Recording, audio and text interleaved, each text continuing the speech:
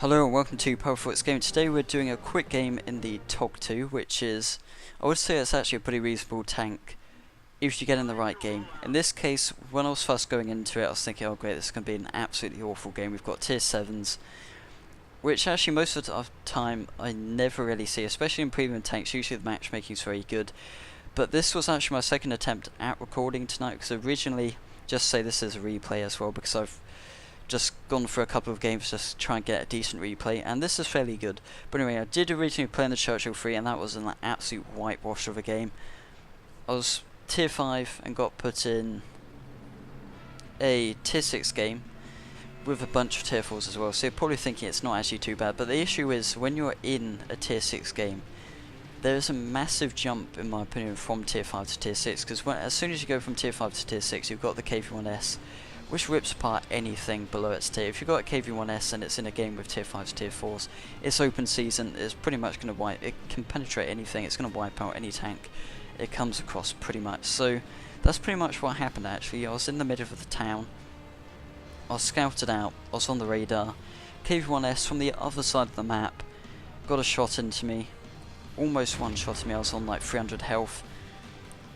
I was very angry at that point because I was kind of thinking, oh great, we're dead already. So I was kind of in the middle of this commentary, I was kind of getting a bit angry, because at that point I was like recording it live, so I was getting a bit annoyed, thinking, oh great, this is going to be an awful game. And as I said those words, I'd been shot again, because essentially he had tracked me. I'm not sure if he could still see me, but he also knew he had tracked me. And I was kind of thinking, oh come on, it's going to repair before he gets shot in again. The reload's not that great on the KV1S. And much to my amazement, he did actually shoot me again and I died. So that was a pretty terrible game. This game, I didn't actually see the end of it. I didn't live to see the end of it in that respect as well, but I didn't actually get to the end of it anyway. So it'd be interesting. I don't actually know if we won this or not. At this moment in time, I'm kind of thinking we're doing pretty badly. 2 of our tanks are dead. We've got a tier 7, we've got the Panther, I'm not sure. Yeah, I think that's not actually the Panther, that's like another thing. I can't remember what it is actually. Panzer VM10, which is like the American/German tank, I think. And then we've got one of our scouts down. The VK2001 is pretty awful, to be honest. And this is essentially, they've got to attack us. And I think what most of these people are fought by defend is essentially we all stick around at the base, we don't do anything. But the truth of the matter is that even when defending, we do have to kind of get tanks out here to defend. We can't just sit back and wait for them to flank us, because essentially at that point we'll all be dead. So a guy gets shot into me.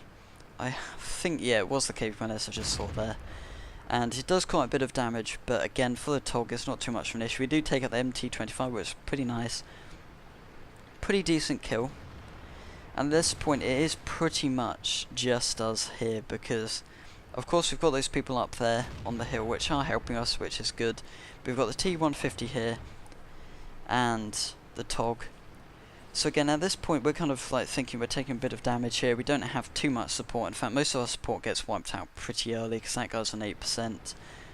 And essentially everyone's just like kind of holed up at base thinking, let's just wait for these guys to die, because they're probably thinking in their heads, they're thinking, what are these idiots doing? It's not like capture the flag kind of thing. We've got to defend the base. So that's kind of like a common misconception with our world of tankers, because they kind of think they can just sit back and wait for the enemy to get to them. But you do need some resistance, because if you give them no resistance, they will just flood in, kill us all. So in that respect, we're doing quite a good service for our team at this point. I've got 1 kill. This KV1S here thinking let's get a lucky shot, and he's aiming at me. Potentially if he had to have hit me, that would have changed the whole tide of battle for me anyway. So we did get him, and he's kind of taking a lucky shot. I don't think he was quite expecting me to just kill him in that sense, because that was a pretty nice kill there actually as a whole. Even though it was 1 shot, because obviously he was on low health, that was a pretty decent kill. And then you see we actually have dealt out quite a bit of damage, because quite a few of them are on relatively low health. The T25-2 makes its way over the hill. That's obviously a tier 7, and it's got, I think it's got the same gun as the Hellcat, relatively speaking. It's still a 90mm, but it's actually slightly more armoured. We're taking a bit of damage here, and unfortunately we don't actually do too much. At this point it's kind of inevitable that we do get killed because they're all flooding around. T-150 is waiting to kill me pretty much, and he gets a shot onto me. I get a shot back onto him and then we get blown up, but apart from that, actually from my point of view I actually did pretty decently, surprisingly, because I mean it was a tier 7 game ultimately. We'd had a few tier 5s in there, and I think I actually did pretty nicely. I'm not going to kind of wait for the replay to finish because otherwise I'll be here all day blabbing on about stuff.